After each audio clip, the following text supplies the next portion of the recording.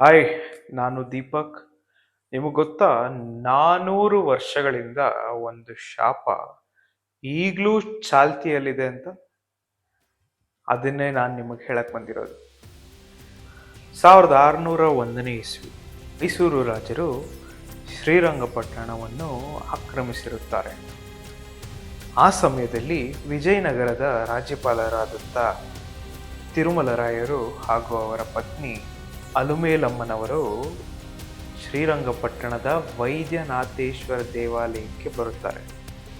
ಬಂದಿರತಕ್ಕಂಥ ಸಮಯದಲ್ಲಿ ಮೊದಲನೇ ರಾಜ ಒಡೆಯರ್ ಅಲುಮೇಲಮ್ಮನವರ ಬಳಿ ಇರತಕ್ಕಂಥ ಆಭರಣಗಳ ಮೇಲೆ ಆಕ್ರಮಣ ಮಾಡುವಂಥ ಸಮಯದಲ್ಲಿ ಅಲುಮೇಲಮ್ಮ ಅವರ ಬಳಿ ಇರ್ತಕ್ಕಂಥ ಆಭರಣಗಳನ್ನು ಅಷ್ಟು ತಗೊಂಡು ಮಾಲಂಗಿಯ ಕಡೆಗೆ ಹೋಗುತ್ತಾರೆ.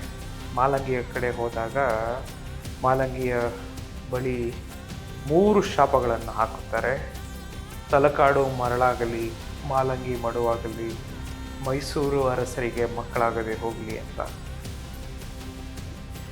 ಆ ಶಾಪ ಯಾವುದೇ ವಿಜ್ಞಾನದ ಹಿನ್ನೆಲೆ ಇಲ್ದಿದ್ರೂ ನಾವು ಹೋಗಿ ನೋಡುವಂಥ ಸಮಯದಲ್ಲಿ ತಲಕಾಡು ಮರಳಾಗೇ ಇರುತ್ತೆ, ಮಾಲಂಗಿಲಿ 3-4 ಸಾವು ಆಗ್ತಾನೆ ಇರುತ್ತೆ.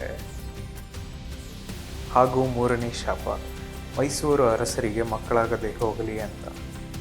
ಮೊದಲನೇ ರಾಜ ಒಡೆಯರ್ರಿಂದ ಇವತ್ತಿನವರೆಗೂ ಯಾರದ್ದೇ ಸ್ವಂತ ಮಕ್ಕಳು ರಾಜರಾಗಿಲ್ಲ.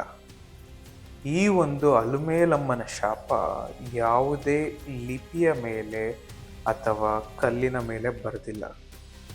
ಇದು ಜಾನಪದದ ರೀತಿಯಲ್ಲಿ ಜನರಿಂದ ಜನರಿಗೆ ಬಂದೇ ಹೊರತು ಯಾವುದೇ ದೇವಸ್ಥಾನದ ಮೇಲೆ ಎಲ್ಲಿಯೂ ಬರೆದಿಲ್ಲ.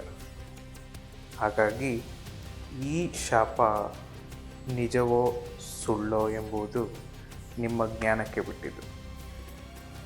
ನೀವು ಇಲ್ಲಿವರೆಗೂ ನೋಡಿರೋ ವಿಡಿಯೋ ಕೇಳಿರ್ತೀರ, ಓದೇ ಇರ್ತೀರ, ಆದರೆ ಇನ್ನೂ ಕತೆ ಇದೆ ಅಂದರೆ ನಂಬ್ತೀರಾ? ಇದು ಬರೀ ಟ್ರೈಲರ್ ಅಷ್ಟೇ, ವಿಡಿಯೋ ಇನ್ನೂ ಬಾಕಿ ಇದೆ. ನೆಕ್ಸ್ಟ್ ವಿಡಿಯೋ ನೋಡಬೇಕು ಅಂದರೆ ಸಬ್ಸ್ಕ್ರೈಬ್ ಮಾಡ್ಕೊಳ್ಳಿ, ಬೆಲ್ ಐಕಾನ್ ಕ್ಲಿಕ್ ಮಾಡಿ. Thank you so much. Signing off, Deepak.